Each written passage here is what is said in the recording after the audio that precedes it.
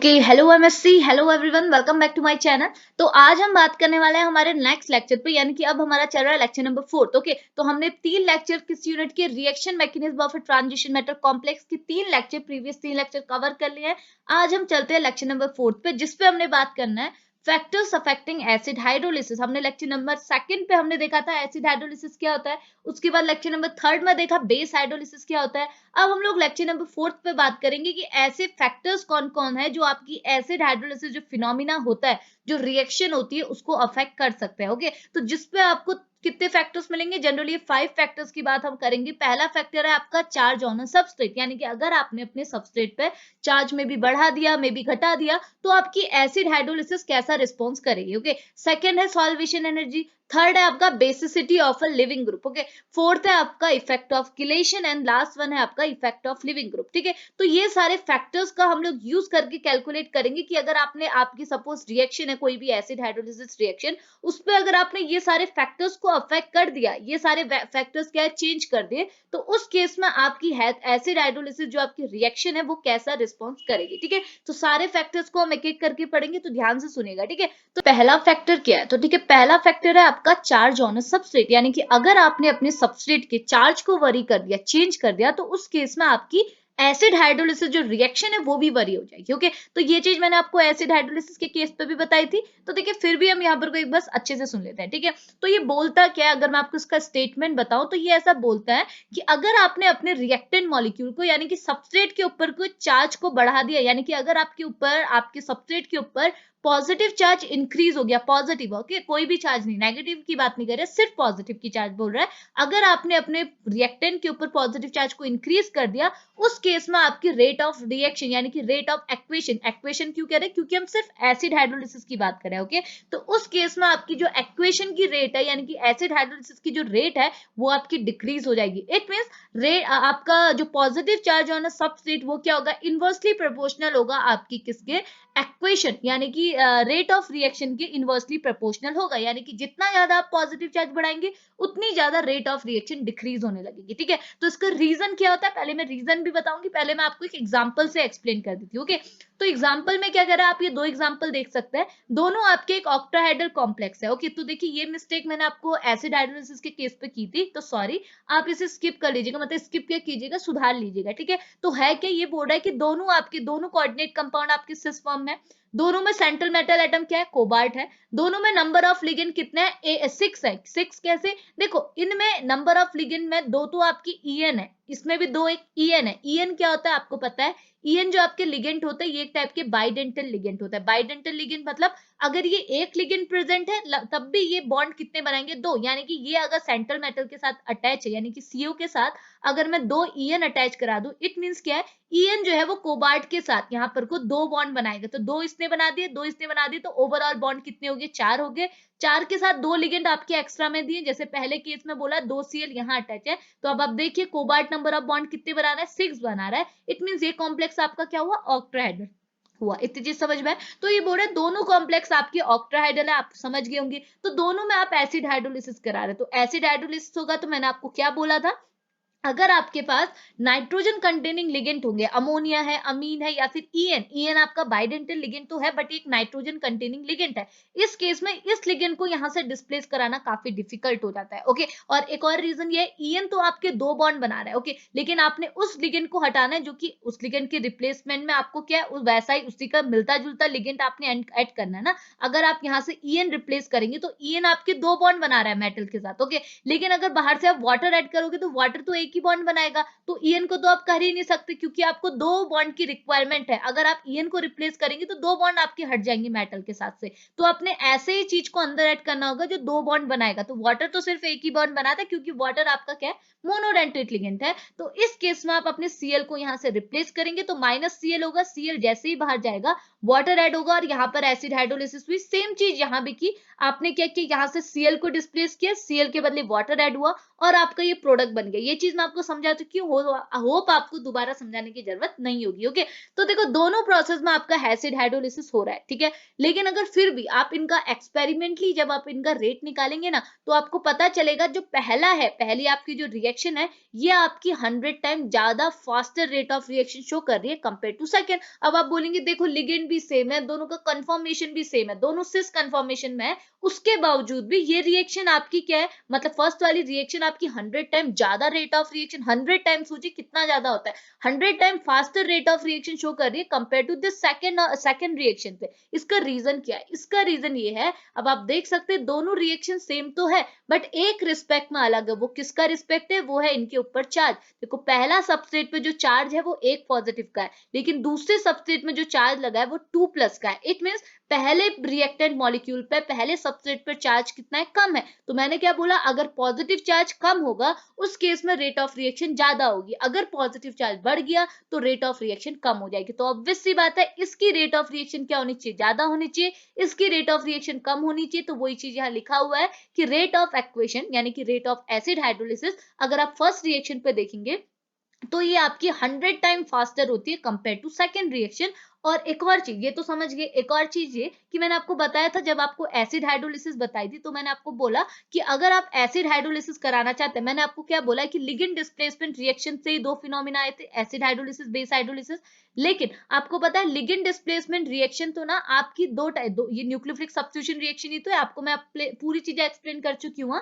मैंने क्या बोला था, लिगेंड डिस्प्लेसमेंट रिएक्शन एक टाइप की न्यूक्लियोफिलिक सब्स्टिट्यूशन रिएक्शन है, और आपको पता है ये 3 रूट से कंप्लीट हो सकती है। यानी कि अगर आपको ये रिएक्शन कंप्लीट करानी है तो मे बी आप क्या करें, SN1 रूट लीजिए, वेट एक मिनट, चाहे आप SN1 रूट लीजिए आपकी रिएक्शन कंप्लीट होगी, चाहे आप SN2 रूट लीजिए रिएक्शन फिर भी कंप्लीट होगी, चाहे आप इंटरमीडिएट रूट लीजिए आपकी रिएक्शन फिर भी कंप्लीट होगी। यानी कि लिगेंड डिस्प्लेसमेंट रिएक्शन जो कि एक टाइप की न्यूक्लियोफिलिक सब्स्टिट्यूशन रिएक्शन है, वो ये 3 रूट फॉलो करती है। ओके, लेकिन अगर आप पर्टिकुलरली एसिड हाइड्रोलिसिस की बात करेंगे तो एसिड हाइड्रोलिसिस जो मैकेनिज्म है, जो रिएक्शन है, वो SN1 काइनेटिक्स को फॉलो करती है, यानी कि फर्स्ट ऑर्डर काइनेटिक्स को फॉलो करती है। ओके, लेकिन होगा क्या, अगर आपने अपने रिएक्टेंट मॉलिक्यूल पे चार्ज इंक्रीज कर दिया ना, उस केस में आपकी रिएक्शन का जो काइनेटिक्स है वो भी बदल जाएगा। यानी कि काइनेटिक्स जो इनिशियली आपका SN1 होना चाहिए वो शिफ्ट हो जाएगा SN2 मैकेनिज्म में। तो सोचिए कि अगर आप चार्ज भी इंक्रीज कर देंगे तो उस केस में आपका काइनेटिक्स भी बदल जाता है, SN1 से वो SN2 में शिफ्ट हो जाता है। समझ में आए?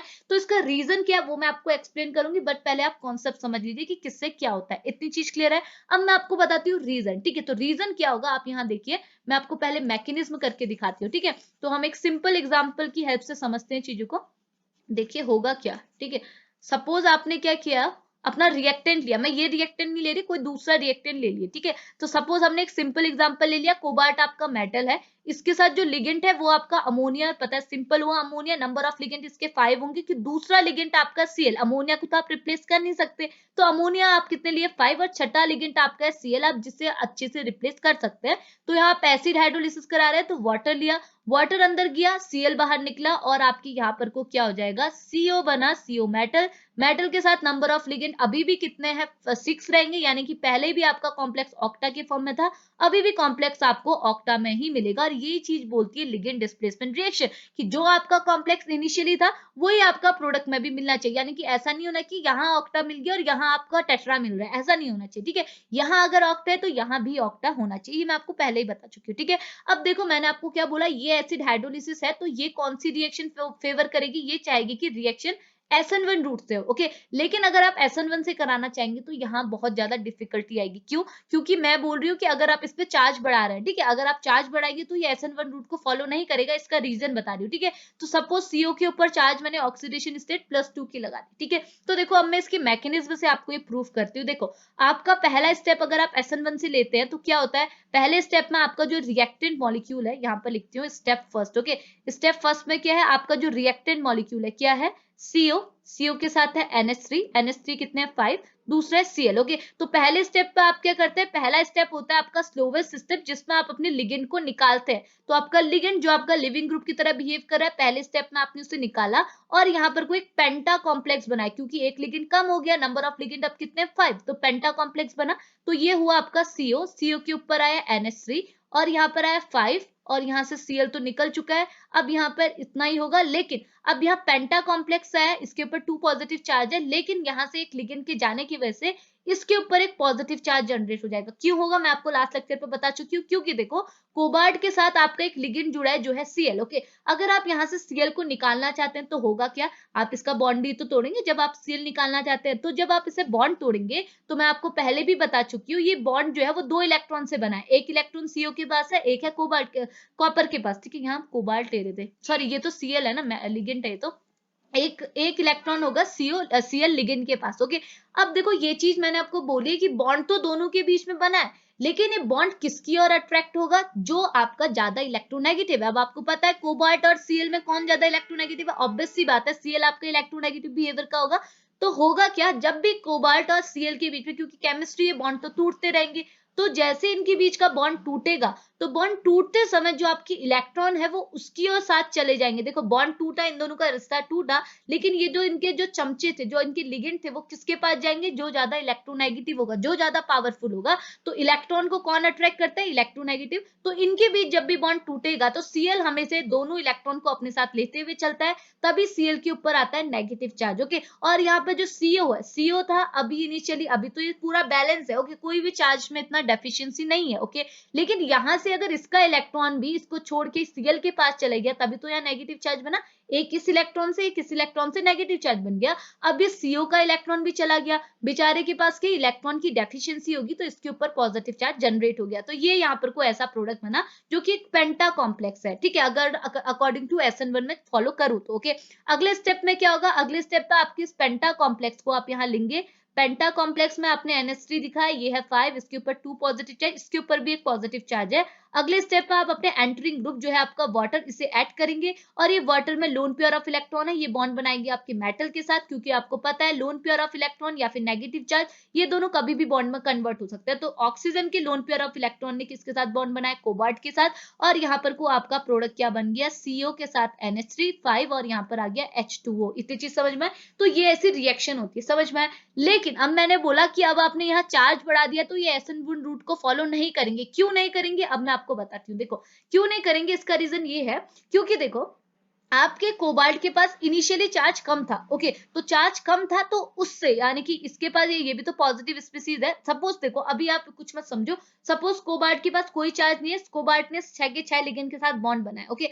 उस केस में अगर आप कोबाल्ट के साथ से Cl को तोड़ना चाहेंगे तो ये आराम से तोड़ देगा, ओके।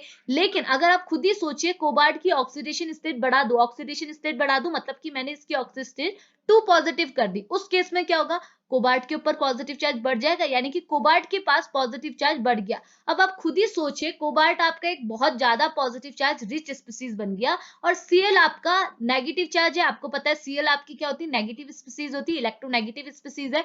अब आप खुद ही सोचिए कि अगर इस Cl के पास एक ऐसा ग्रुप है जो कि बहुत ज्यादा इलेक्ट्रोपॉजिटिव बिहेवियर शो कर रहा, तो इससे Cl ग्रुप को निकालना कितना ज्यादा डिफिकल्ट होगा। क्योंकि जितना ज्यादा पॉजिटिव चार्ज स्पीसीज के पास होगा, उतना ज्यादा वो नेगेटिव चार्ज से अट्रैक्ट होगा। यानी कि अगर इस Cl के पास कम पॉजिटिव चार्ज होता, सपोज मैं इसका एक ही पॉजिटिव चार्ज दिखाऊं, तो इनके बीच में जो अट्रैक्शन फोर्स होता है ना, वो ठीक ठाक का होता, ओके। लेकिन अगर मैंने इस पे पॉजिटिव चार्ज और ज्यादा बढ़ा दिया, 3 पॉजिटिव चार्ज बढ़ा दिया, तो क्या होगा, इस Cl को तो लालच आ जाएगा, ये बोलेगा इसे तो पॉजिटिव चीजें ही चाहिए ना, Cl आपके इलेक्ट्रोनेगेटिव एलिमेंट है, इसे चाहिए पॉजिटिव चीजें। अब इसे पॉजिटिव के साथ साथ बहुत अच्छा पॉजिटिव मिल रहा है, एक ही पॉजिटिव चार्ज नहीं है, 3 पॉजिटिव चार्ज है। तो आप खुद ही सोच सकते हैं इसको इससे अलग करना कितना ज्यादा डिफिकल्ट होगा। तो ये प्रोसेस क्या होता है, यहाँ पर को बहुत ही टाइम टेकिंग स्टेप हो जाता है, इससे Cl से CO को एलिमिनेट कराना, क्योंकि Cl एक टाइप का इलेक्ट्रोनेगेटिव ग्रुप है, इसे चाहिए पॉजिटिव ग्रुप। अगर आपने मेटल की पॉजिटिविटी को और बढ़ा दिया तो इसे और लालच आएगा, ये इसकी और अट्रैक्ट होगा, ना कि इससे बाहर निकलेगा, समझ में आया। तो ये पॉजिटिव चार्ज बढ़ाने की वजह से मेटल का जितना पॉजिटिव चार्ज बढ़ेगा, Cl को यहाँ से निकालना उतना ही ज्यादा डिफिकल्ट होगा। तो इसीलिए आप बोल सकते हैं यहाँ पर को अगर रिएक्शन जितनी ज्यादा स्लो होगी, समझ में आ रहा, तो रिएक्शन कितनी ज्यादा स्लो हो जाएगी, समझ में आ रहा ना, ये चीज समझ रहे कि आप Cl को निकालना आपको यहाँ से क्या होगा, डिफिकल्ट होगा। तो रिएक्शन क्या है, बहुत ज्यादा टाइम टेकिंग होगी। तो रिएक्शन टाइम टेकिंग होगी, ऑब्वियस सी बात है कि स्पीड ऑफ रिएक्शन क्या होगा, लो होगा। रेट ऑफ रिएक्शन मतलब क्या होता है, रेट क्या बताती है, स्पीड ही तो बताती है ना। इट मीन्स क्या होगा, आपकी स्पीड ऑफ रिएक्शन, जिसे आप रेट ऑफ रिएक्शन क्या बोलते हैं, वो होगी स्लो, क्योंकि यहाँ पर को जो आपका स्टेप है वो बहुत ज्यादा टाइम टेकिंग हो जाएगा, ठीक है, ये चीज समझ में आए।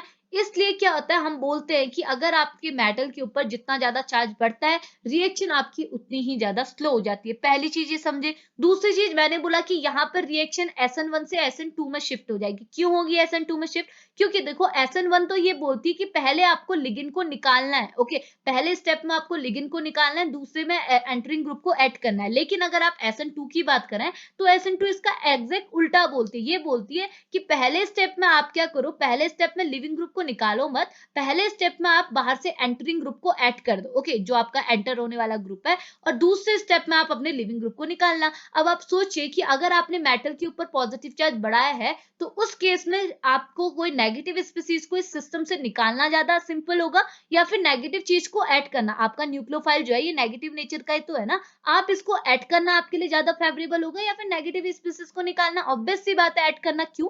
क्योंकि यहाँ पर जो आपका CO है, इसके पास बहुत पॉजिटिव चार्ज है, ये बाहर से नेगेटिव चीज को अट्रैक्ट करेगी। आपकी अंदर की जो स्पीसीज है वो बाहर नहीं जा सकती। क्यों? क्योंकि ये भी तो नेगेटिव स्पीसीज है, इसे तो पॉजिटिव चीजें चाहिए, तो ये बाहर क्यों जाएगी? और देखो, ये यहाँ से बाहर निकलना तो मुश्किल है, तो आपका SN1 रूट फॉलो नहीं हो सकता, SN2 होगा। क्यों?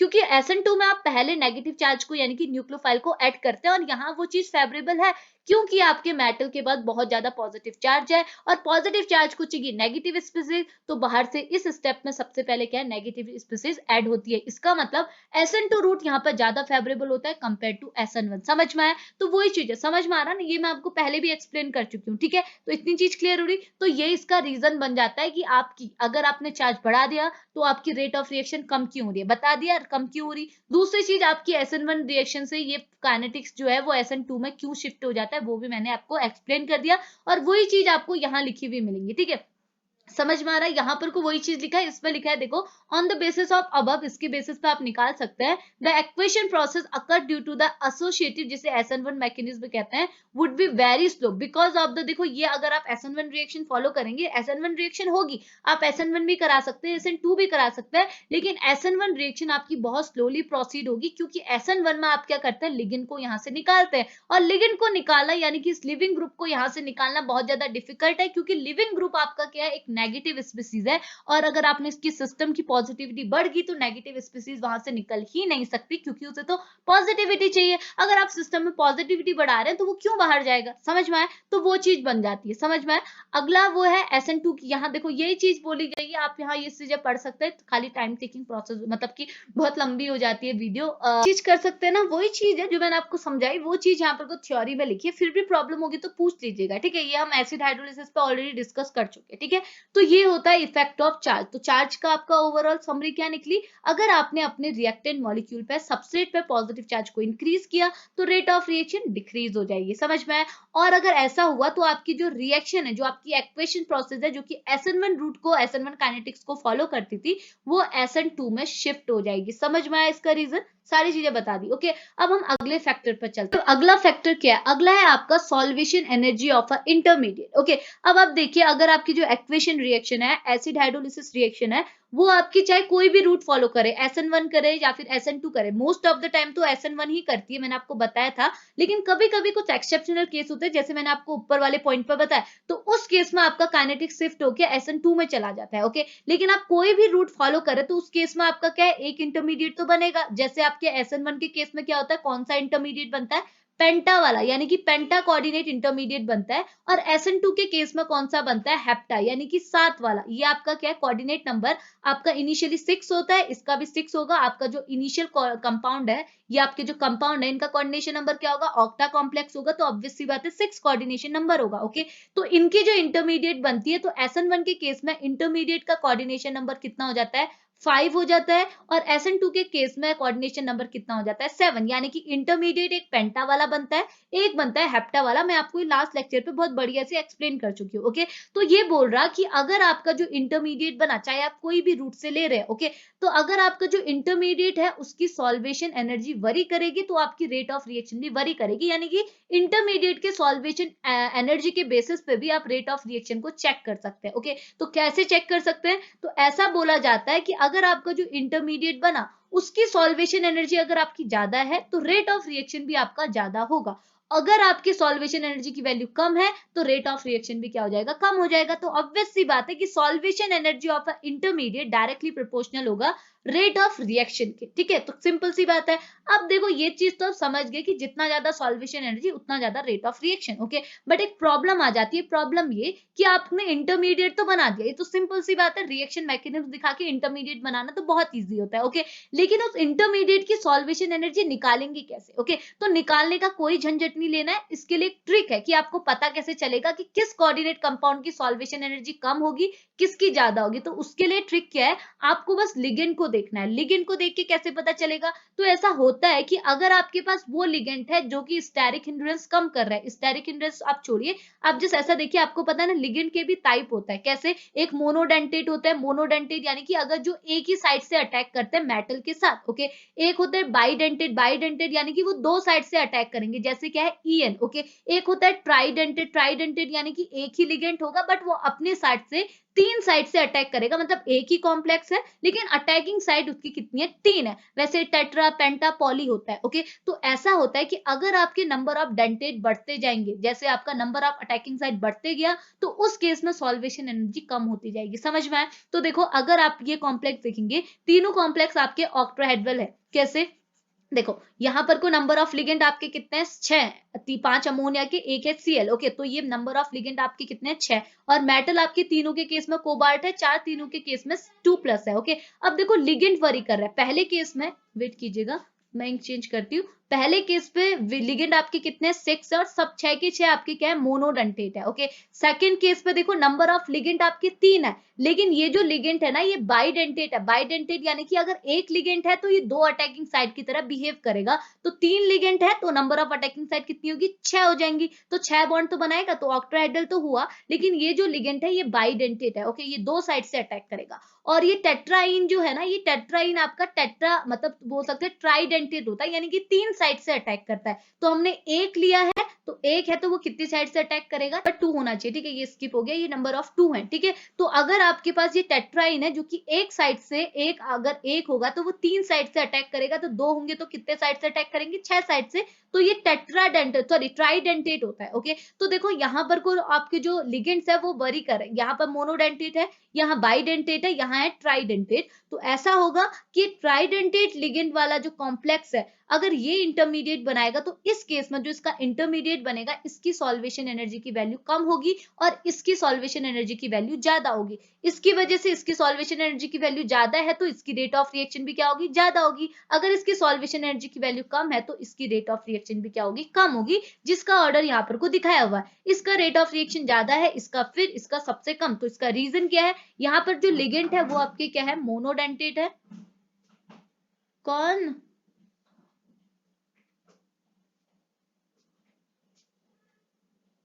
तो इसका रीजन क्या है, इसका रीजन ये है कि यहाँ पे जो लिगेंड है वो आपके क्या है, मोनोडेंटेट है, यहाँ बाई है, यहाँ है ट्राई। तो जितना ज्यादा लिगेटिंग मतलब कि जितना ज्यादा अटैकिंग साइड वाले लिगेंड आपके बढ़ेंगे उतना ज्यादा सॉल्वेशन एनर्जी की वैल्यू कम होगी। अगर सॉल्वेशन एनर्जी की वैल्यू कम है तो आपका रेट ऑफ रिएक्शन भी क्या होगा, कम होगा, समझ में आए। तो ये हो जाता है दूसरा फैक्टर, ठीक है। तो उसी को यहाँ थ्योरी मटेरियल पर लिखा है, आप ये पढ़ सकते हैं, आपके नोट्स पर्पस के लिए, रिविजन के लिए हो जाएगा। तो यहाँ पे भी देख सकते हैं वही चीज लिखा है, the rate of acid hydrolysis of this, ये क्या होता है, ये 5 टाइम लेस देन होता है इसके कंपेयर में। इसका रीजन क्या है, देखो इसका में चार्ज भी सेम है, number of central metal atom भी सेम है, लेकिन लिगेंड वरी कर रहा है। इसमें जो लिगेंड है वो मोनोडेंटेट है, इसमें जो लिगेंड है वो बाइडेंटेट है। तो बाइडेंटेट की सॉल्वेशन एनर्जी हमेशा कम होती है कंपेयर टू मोनोडेंटेट। इसका मतलब अगर इसकी सॉल्वेशन एनर्जी की वैल्यू कम है तो इसकी रेट ऑफ रिएक्शन भी क्या होगी, कम होगी। और कितने टाइप कम होगी, 5 टाइम्स कम होगी कंपेयर टू नॉर्मल यानी कि मोनोडेंटेट लिगेंड के रेट ऑफ रिएक्शन के कंपेयर में। इतनी चीज समझ में है। तो ये हो गया सेकंड फैक्टर, ओके।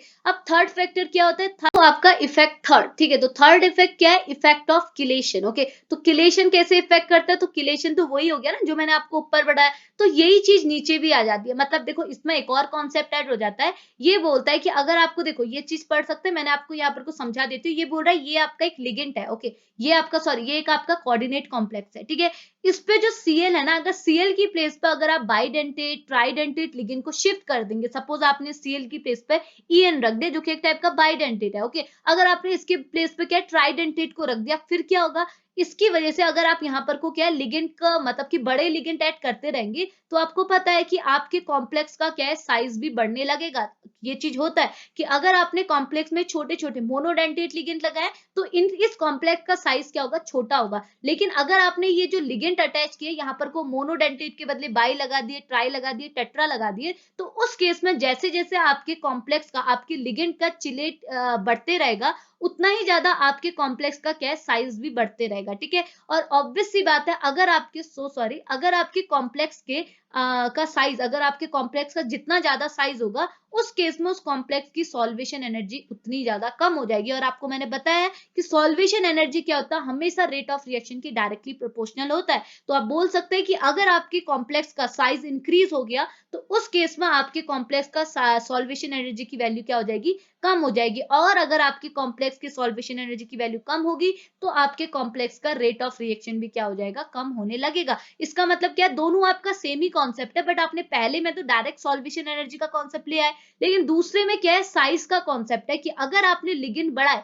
अगर आपने अपने लिगेंड का किलेशन बढ़ाया, अगर मोनोडेंटेट के बदले बाई ले लिया, बाई के बदले ट्राई ले लिया, तो जैसे जैसे आप अपने किलेशन यानी कि किलेटिंग लिगेंड को बढ़ाते रहेंगे आपके कॉम्प्लेक्स का साइज उतना ज्यादा बढ़ते रहेगा। अगर कॉम्प्लेक्स का साइज बढ़ गया तो उस कॉम्प्लेक्स की सॉल्वेशन एनर्जी की वैल्यू क्या होगी, कम होने लगेगी। तो जितना ज्यादा साइज उतनी कम सॉल्वेशन एनर्जी, अगर जितने कम सॉल्वेशन एनर्जी उतनी ही कम रेट ऑफ रिएक्शन। इसका मतलब क्या है, दोनों का रिजल्ट तो एक ही निकला ना, दोनों की समरी तो एक ही निकली ना, बट आप ऐसे एक्सप्लेन कर सकते हैं, एक तो सॉल्वेशन एनर्जी के बेसिस पे, दूसरा इफेक्ट ऑफ किलेशन की बेसिस पे। समझ में आया? अब आगे बढ़िए। ठीक है, तो अगला फैक्टर क्या आ गया, फैक्टर नंबर 4 है आपका strength of metal x bond. अब मेटल एक्स बॉन्ड मतलब क्या हुआ, मेटल है आपका, सपोज देखो यहाँ पर मेटल मैंने दिखा दिया CO, ठीक है, CO आपका मेटल है, एक्स क्या है, एक्स है आपका लिगेंड। तो सपोज मैंने आपको यहाँ पर को लिगेंड लगा दिए 6, जिसमें से 5 तो हमारे अमोनिया हो गए, क्योंकि पता है आपको अमोनिया को तो हम निकाल नहीं सकते, तो अमोनिया हमने 5 ले लिया, और छठा लिगेंड हमने क्या ले लिया, Cl। ओके, जो आपका क्या होगा, लिविंग ग्रुप की तरह बिहेव कर सकता है। ओके,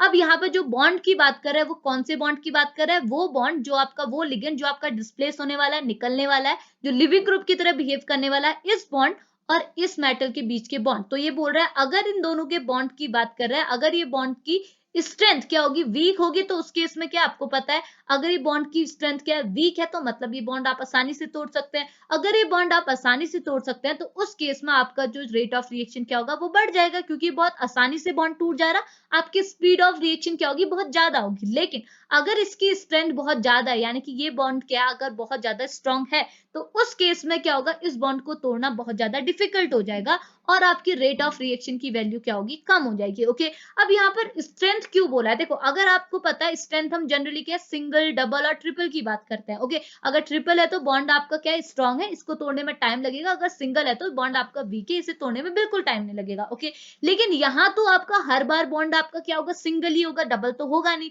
तो सिंगल बॉन्ड की स्ट्रेंथ की क्या बात कर रहा है, ये जो स्ट्रेंथ है ना वो डिपेंड कर रहा है आपके जो लिविंग ग्रुप है, जो आपका लिगेंड है, इसकी बेसिसिटी पे। यानी कि यहाँ आपने single bond, double bond, triple bond का कॉन्सेप्ट नहीं लगाना, यहाँ आपने लगाना है आपके जो लिविंग ग्रुप है उसकी बेसिसिटी का कॉन्सेप्ट। ये बोलता है कि अगर आपका लिविंग ग्रुप, जो आपका लिगेंड है, जो as a leaving group behave करने वाला है, इस लिविंग ग्रुप की बेसिसिटी अगर बहुत ज्यादा है, सपोज आपकी Cl की बेसिसिटी क्या है, बेसिक वैल्यू क्या है, बेसिसिटी की वैल्यू बहुत ज्यादा है, तो उस केस में आपके जो कॉम्प्लेक्स है उसका रेट ऑफ रिएक्शन क्या हो जाएगा, अगर इसकी आप अगर acid hydrolysis reaction, equation reaction दिखाना चाह रहे हैं, इसका जो रेट ऑफ रिएक्शन हो जाएगा वो हो जाएगा कम।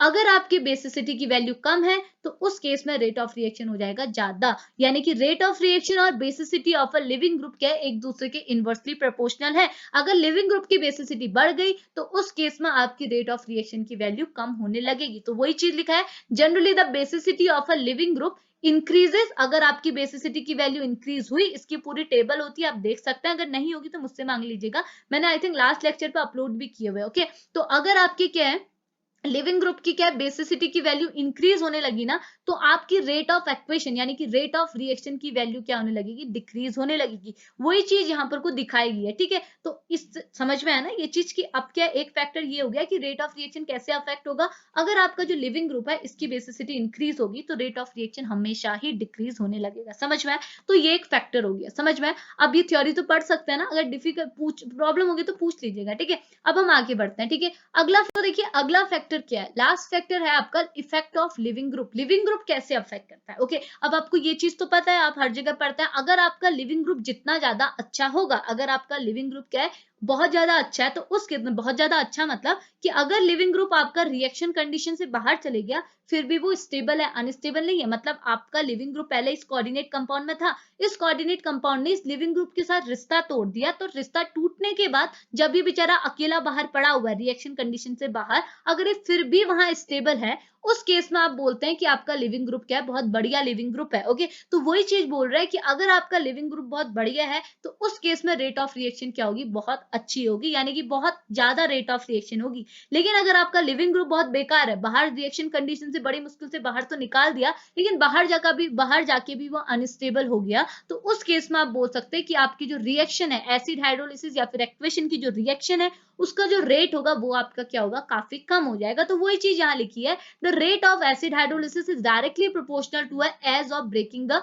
Bond between the metal and the leaving group, and the better the leaving group, जितना अच्छा आपका लिविंग ग्रुप होगा, उतनी ज्यादा आपकी एसिड हाइड्रोलिसिस रिएक्शन का रेट होगा। ओके, तो उसको आप एक एग्जांपल से कंसीडर कर सकते हैं। देखो एग्जांपल क्या लिखा है, ये है आपका कॉम्प्लेक्स। ओके, वो कॉम्प्लेक्स है, यहाँ पर एल क्या दिखाया है, ये लिविंग ग्रुप दिखाया है। अगर आपका ये लिविंग ग्रुप बाहर जाके स्टेबल हो गया, तो आपका क्या होगा, कॉम्प्लेक्स जो है वो अच्छी रेट ऑफ रिएक्शन दिखाएगा। यहाँ पर बोल रहा है एल जो है, एल की वैल्यू अलग अलग है, एल यहाँ कुछ भी हो सकता है, अलग अलग लिविंग ग्रुप होगा, और अलग अलग के बेसिस पे आपको अलग अलग रेट ऑफ रिएक्शन मिलेगी। तो सपोज ये बोल रहा है कि अगर आपका कॉम्प्लेक्स क्या है, देखो ये वाला एक कॉम्प्लेक्स है, सेम कॉम्प्लेक्स है, बट इन सब के केस में क्या है, लिविंग ग्रुप को वरी कर रखा है। पहले केस में लिविंग ग्रुप आई दिखा है, दूसरे केस में Cl दिखा है, तीसरे केस में Cm दिखा है, चौथे केस में NO2 दिखा है। तो इससे क्या प्रूव हुआ, ये दिखा रहा है कि I आपका एक ज्यादा अच्छा लिविंग ग्रुप है। अगर आप I को रिएक्शन कंडीशन से बाहर भी डाल देंगे, तो ये I नेगेटिव के फॉर्म में स्टेबल फॉर्म, मतलब स्टेबल फॉर्म में एग्जिस्ट करेगा। इसका मतलब ये आपका क्या है, I एक अच्छा लिविंग ग्रुप है, तो इसका जो रेट ऑफ रिएक्शन होगा इस कॉम्प्लेक्स का,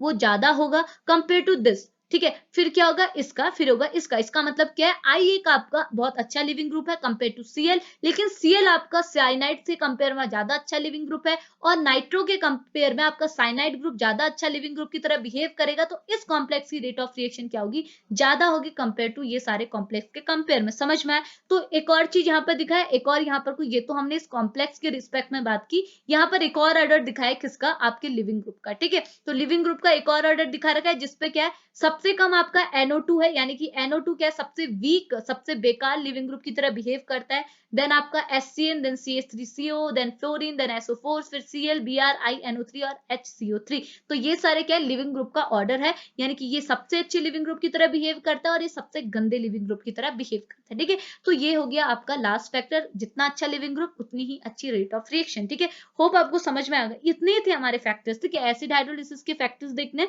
वो इतने फैक्टर्स से। अब आपको मैं एक और चीज बता देती हूँ कि देखिए ना, मैंने आपको पूरी थ्योरी पढ़ के नहीं बताई। ठीक है, पढ़ के मैंने इसीलिए नहीं बताई क्योंकि देखो लोग क्या करते हैं, इसको स्किप कर देते हैं, क्योंकि मैं आपको पीडीएफ नोट शेयर करती हूँ, तो लोग क्या करते हैं, इसको स्किप करते जाते हैं। तो मैंने सोचा कि मे बी आप लोगों का भी मैं टाइम वेस्ट कर रही हूँ ज्यादा, मतलब एक एक लाइन पढ़ पढ़ के। तो मैंने ये चीज शुरू कर दी कि मतलब ये शुरू इसलिए इसी में की है, क्योंकि देखो ये पूरा थ्योरी मटेरियल है, अगर मैं आपको समझा दूंगी तो आप ये नोट्स को पढ़ के और अच्छे से समझ सकते हैं। ठीक है, तो इसीलिए मैंने इस लेक्चर में आपको सिर्फ समझाया ऊपर से, सारी पॉइंट करके सारे लाइंस को नहीं पढ़ के दिखाया। तो ये आप पढ़ सकते हैं, अगर आपको पसंद नहीं आएगा, अगर प्रॉब्लम होगी तो बता दीजिएगा, हम सारी चीजों को एक एक करके पढ़ेंगे, मतलब आगे के लेक्चर से पढ़ना स्टार्ट करेंगे। अभी हमने ऐसे ही किया, होप आपको समझ में आएगा। फिर भी कोई डाउट होगा तो पूछ लीजिएगा। ठीक है, तो अभी लेक्चर को यहीं फिनिश करेंगे, मिलेंगे नेक्स्ट वीडियो पे, तब तक के लिए बाय बाय।